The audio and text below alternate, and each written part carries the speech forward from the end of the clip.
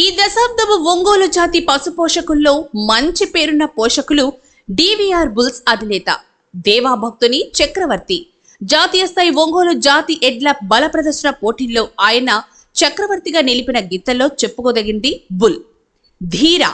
అది అనారోగ్యం కారణంగా విజయవాడ నగరం కానూరులోని ఫామ్ హౌస్ లో శివైక్యం చెందింది. ఈ వార్త విన్న ధీరా అభిమానులు, తోటి పోషకులు ఒక్కసారిగా ఖిన్నులయ్యారు.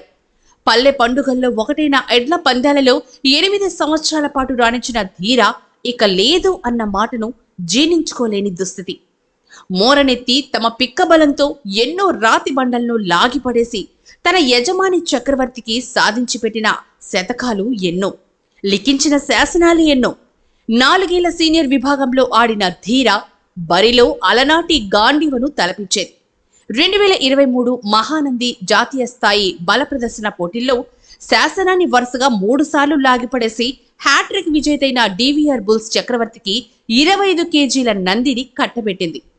మేళ్ల చెరువులో ట్రాక్టర్, ఆగుల గణపవరంలో బుల్లెట్, ఇలా ఎన్నో ప్రైజులు, అవార్డులు, రివార్డులను నమోదు చేసింది. నోరు లేదు అన్న మాటే గాని ప్రతి చప్పుడుకు స్పందిస్తుంది. ధీరా రైతు నుంచి రౌతు దాకా పిలిచే పిలుపునకు బదులిస్తుంది. మొత్తంగా పల్లె పండుగైన పశు బల ప్రదర్శన పోటీల్లో నందులు సాధించిన వీర చరిత్ర ధీరా బుల్ సొంతం. అలాంటి వీరోచిత రికార్డులు సాధిస్తూ తమ మెరుగైన ప్రదర్శనతో అభిమానులను ఉల్లాసపరిచిన ధీరా కర్నూలు వారి బ్లాక్ టైగర్ ఇటీవల వరుసగా శివైక్యం చెందడం కడు